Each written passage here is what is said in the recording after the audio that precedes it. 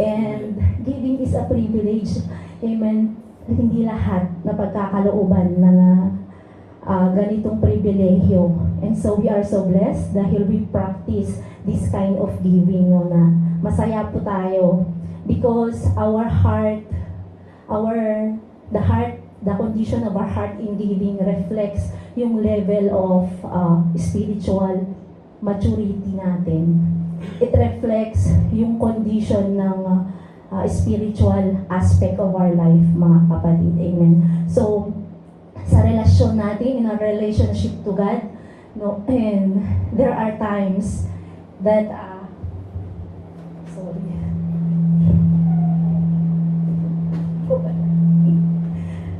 forgot. I have to use pala the PowerPoint.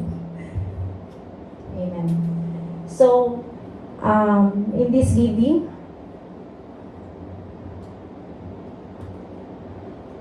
the message is teaching us that we have to give our best to God, mga kapatid.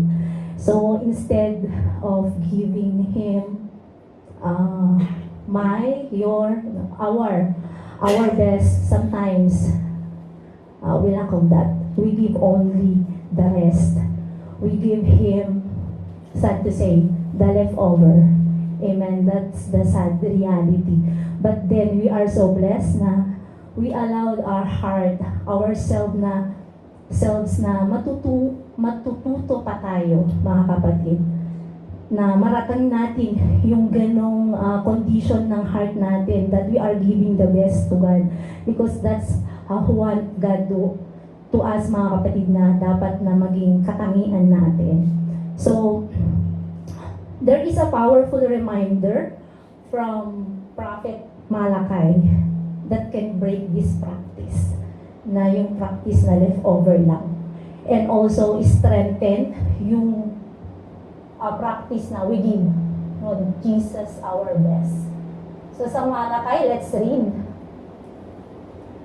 Malachi chapter 1 verses 8 to 9. When you bring a blind or sick or lame animal to sacrifice to me, do you think there's nothing wrong with that? Try giving an animal like that to the governor. Would he be pleased with you or grant you any favors? 9. Now you priests, try asking God to be good to us. He will not answer your prayer, and it will be your fault. The Lord Almighty says, I wish one of you would cross the temple doors so as to prevent you from lighting useless fires on my altar. I am not pleased with you. I will not accept the offerings you bring me. So, we can see in this verse that God was not pleased doon sa offer ng mga Israelites during that time because they only bring God yung mga tira-tira, yung mga hindi nila gusto, those food, those things that they despise, mga kapatid. And they didn't really care about that. So, they claim, technically, that they are giving. Yes, they are giving. But they are not giving what's the best, mga kapatid. So, they were keeping the best, kanino? For themselves. And giving God what they did not want, no? Kung ano yung mga binigay nila, yun yung mga hindi nila gusto. Those animals that are crippled and diseased. May mga sakit. So this is the sad reality, bitter truth. No, is that the people of God were worshiping hindi ang Panginoon, because they are worshiping themselves. Because they put themselves first and God second. So, let's assess our heart. Let's assess our giving practice, mga kapatid. So, their offerings were a reflection of their spiritual condition. That instead of giving their best to God, the people were giving Him leftovers and the least desirable of their possessions. And so, let's see how did God respond doon sa giving no, ng mga Israelites at that time. So, sa Malakay 1:12 to 14. So, let's read po. In 12, "But you dishonor me when you say that my altar is worthless, and when you offer on it food that you despise." 13, "You say how tired we are of all this, and you turn up your nose at me. As you offering to me, you bring a stolen animal or one that is lame or sick. Do you think I will accept that from you?" And 14, "A curse on the cheater who sacrifices a worthless animal to me when he has in his flock good animal that he promised to give me. For I am great king, and people of all nations fear me." So, God will not tolerate no, yung mga ganitong giving, because sabi niya, "For I am great king, and people of all nations should fear me."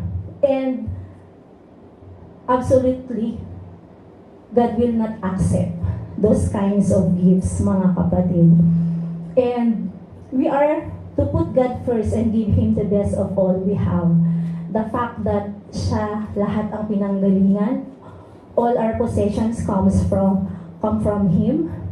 He deserved the best gift from us, mga kapatid. And when we read 13, sabi doon, nagre-reklamo pa sila.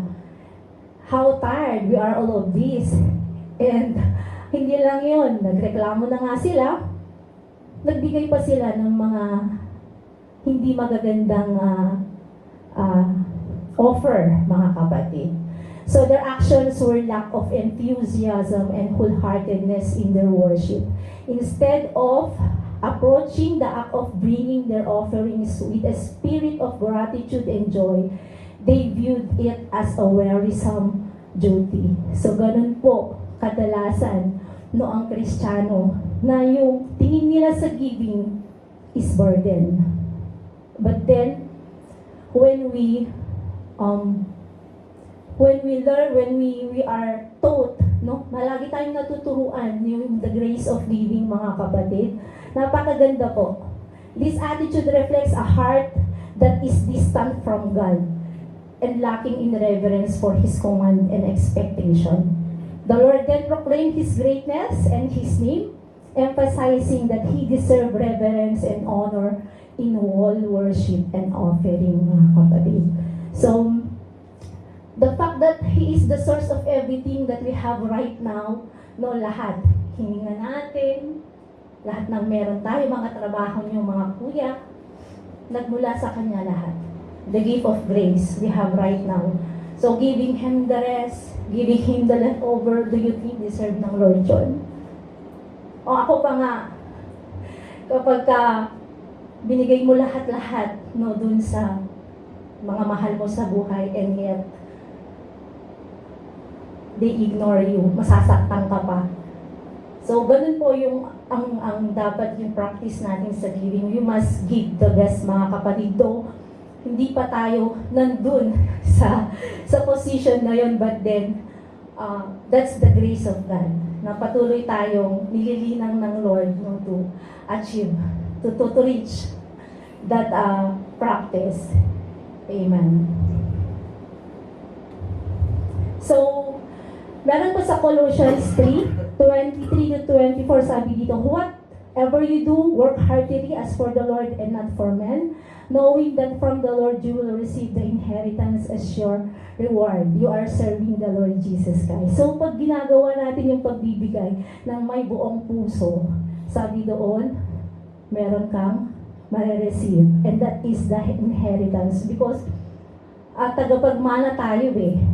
When we claim that we are the child of God, na nandun na yung grasya ng Lord sa atin, na dapat isa pamuhay na natin, mga kapatid.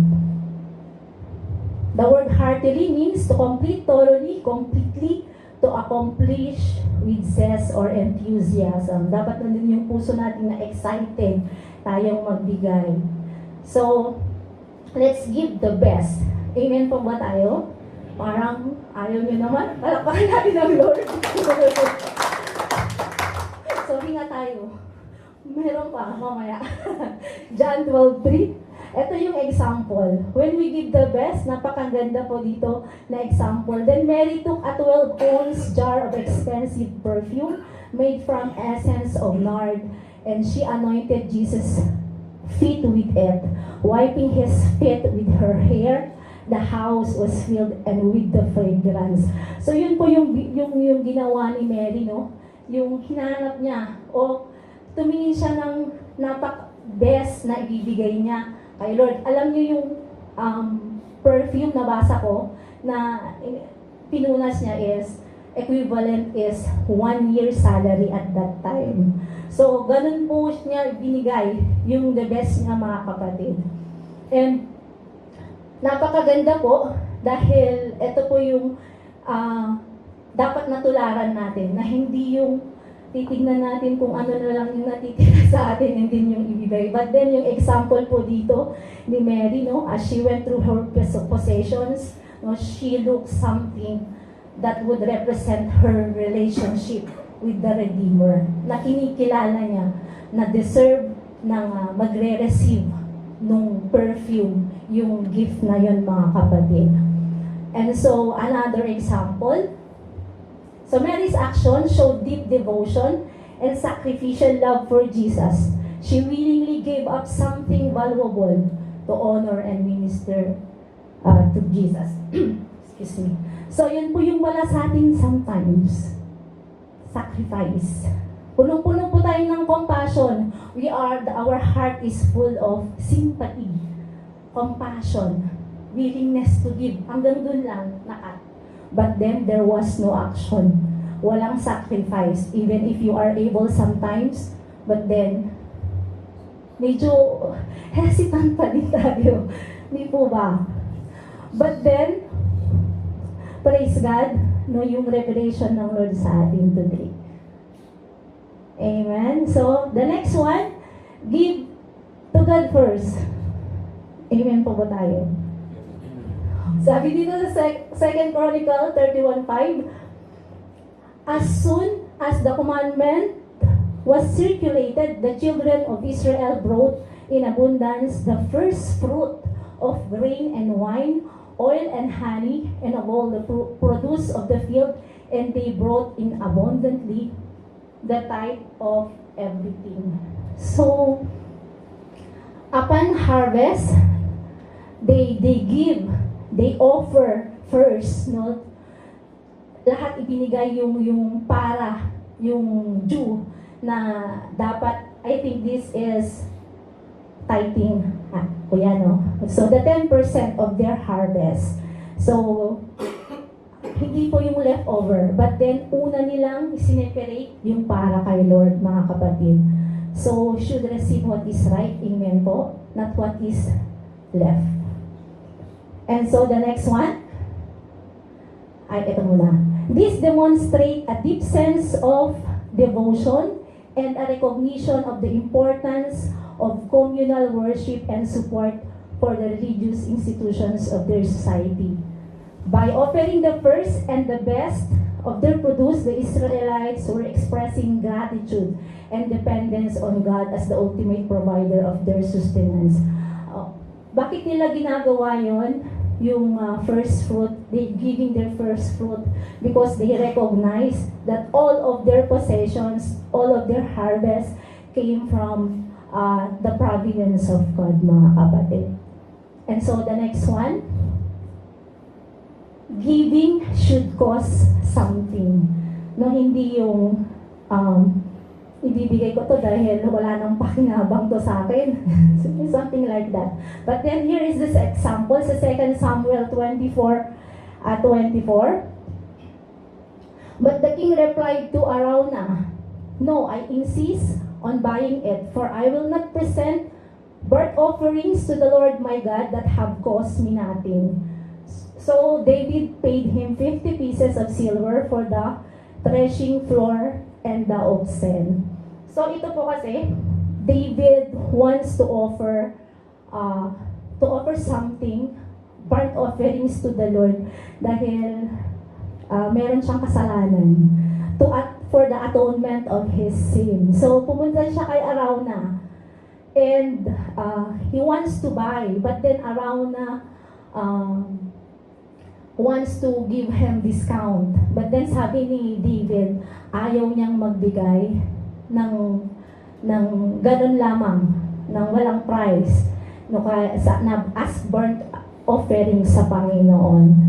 And so, David has to do, no, na i-offer something that has value, mga kapatid. So this is an example of type of worship that God desires. Worship that is marked by sincerity, reverence, and a willingness to give off measured by what we gain, no? But what are we willing to give up for the sake of honoring and pleasing God? So itong giving should cost something kasi yung you're going to give valuable, no? That something na medyo may kurot sa puso pag binigay mo dahil very precious sa atin yun. But then, nandun naman yung puso natin, the willingness, yung sincerity na ibibigay natin yun as offering kay Lord.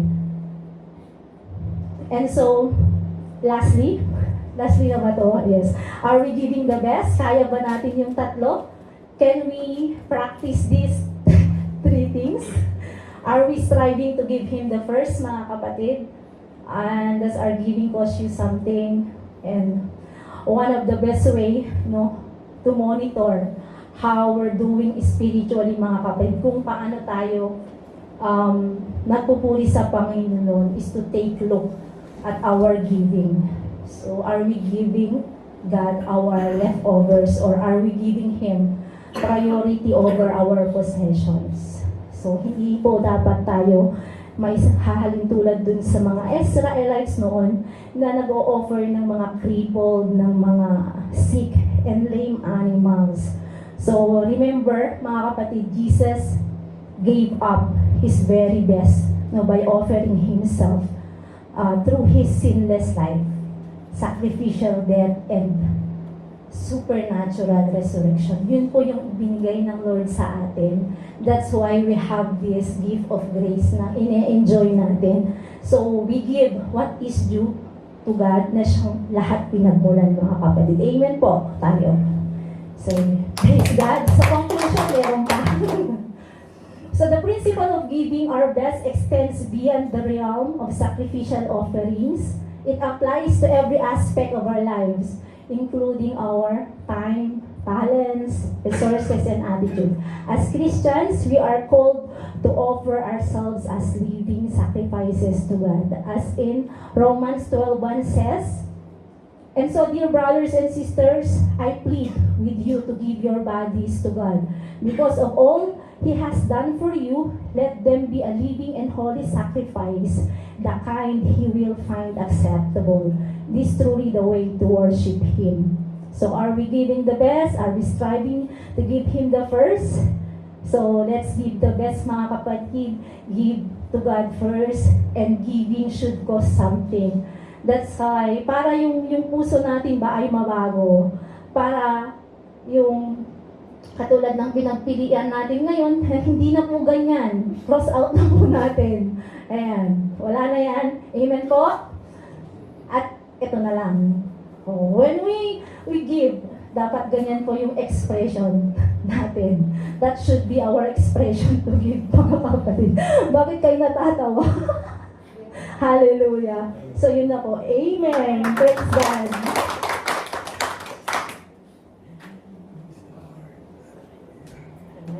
Let's settle and let's pray.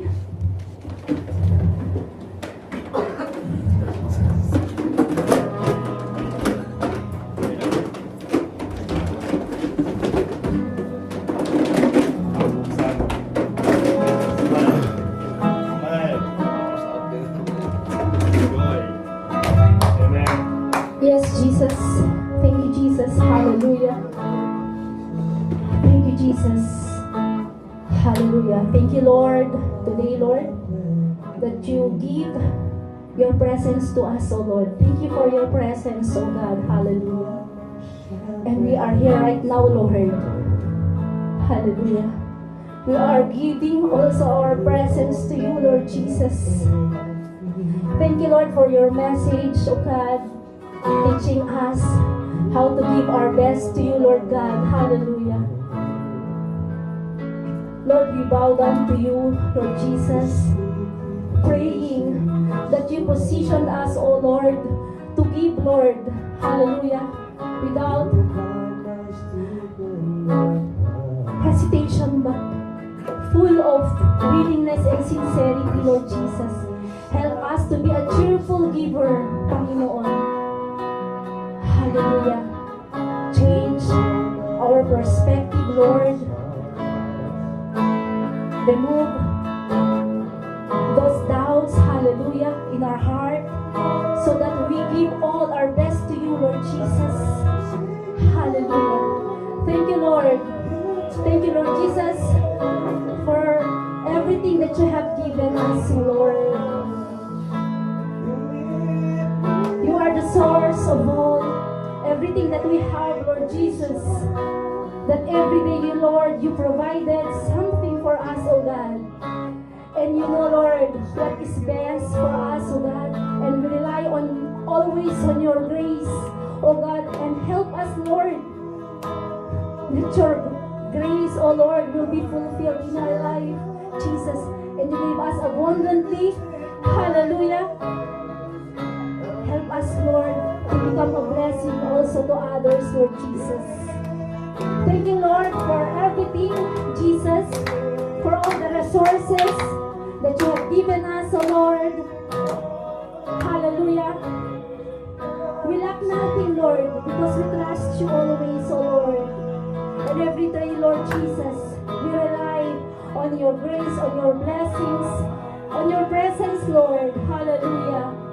Lord, bless each one of us sa lahat, Panginoon, ng resources, Lord God, on how ang mga kuya, Panginoon, na narito provided for their family, Lord Jesus. We thank you sa lahat ng company na pinagtatrabahuan nila. Kay ate, Panginoon, hallelujah, for giving them the strength, oh God, hallelujah, to provide something for their family. And it's you, Jesus, that we trust, Lord God, na ipagkakaloob mo ang sapat at nararapat, Panginoon, sa bawat isa. And we pray, Lord, hallelujah, na hindi mo pagkukulangin ang bawat isa. And even this church, Lord God, hallelujah, we thank you, Lord, abundantly you gave us, Lord, what is needing, what will be needed, Panginoon, hallelujah. We need you, Jesus. You are a Jehovah Jireh. You provide everything for us, and we thank you and we worship you, hallelujah, Jesus.